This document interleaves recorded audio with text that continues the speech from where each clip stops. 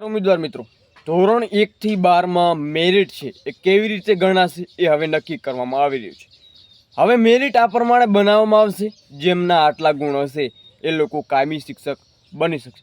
મિત્રો 30-70 નો રેશિયો છે એ હવે દૂર જોવા મળવાનો છે। મિત્રો સંપૂર્ણ માહિતી આપવાનો છું, કયો રેશિયો ઉપયોગમાં આવવાનો છે અને કેટલા ગુણવાળાને અહીંયા ચોખ્ખો ફાયદો થવાનો છે એના ઉપર પ્રોપર વાત કરવાનો છું।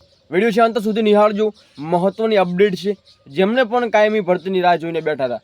અને જો મિત્રો તમારા વિભાગમાં કંઈ ના કંઈ ભરતી આવે છે તો કયા રેશિયા પ્રમાણે તમારી ભરતી છે એ પ્રોસેસ છે કરવામાં આવશે એની સંપૂર્ણ માહિતી આપવાનું છું। મિત્રો આપણે ચેનલ પર નવા આવેલા છો, ચેનલને સબસ્ક્રાઇબ જરૂરથી કરી નાખજો અને બેલ આઇકન છે ઓન જરૂરથી કરી નાખજો, જેથી તમને નોટિફિકેશન જોવા મળી જાય। ટેલિગ્રામ ને વોટ્સઅપ ગ્રુપ બને જોઈન પણ કરી નાખો।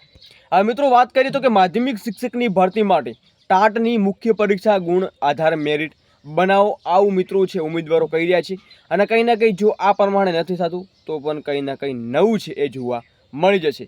70-30% ગુણભાર બદલે 100 માર્ક્સની મુખ્ય પરીક્ષામાં મેળવેલા ગુણ આધારિત ઉમેદવારોનું મેરિટ બનાવવામાં માંગ કરીએ છીએ।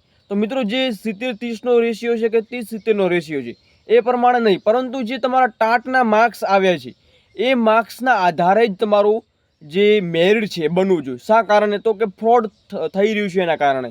ડિગ્રીઓ છે મિત્રો પૈસા આપીને ઘણા લોકો ખરીદી શકે છે, જેના કારણેથી તેમાં 99-90 જેવા ટકા હોય છે, માર્ક્સ હોય છે, જેના કારણેથી જે ઉમેદવારો છે સાચી મહેનત કરે છે એમનો વારો નથી આવતો અને જે ફ્રોડ ડિગ્રીના કારણે એમનું મેરિટ છે સારું બનતું રહે છે। જેના કારણથી મિત્રો ઉમેદવારો છે એ કહી રહ્યા છે કે ટાટની પરીક્ષામાં પારદર્શિતા વધારાય તો ગુણવત્તાભર ઉમેદવારો શિક્ષક બનવાની તક મળે છે। એટલે કે તમારો જે 70-30 નો જે રેશિયો છે એ રેશિયો દૂર કરી 100માંથી કેટલા ગુણ જેમને આવ્યા છે એ પ્રમાણે મેરિટ બનવું જોઈએ। તો મિત્રો આ પ્રમાણે જ બનશે એવું લાગી રહ્યું છે।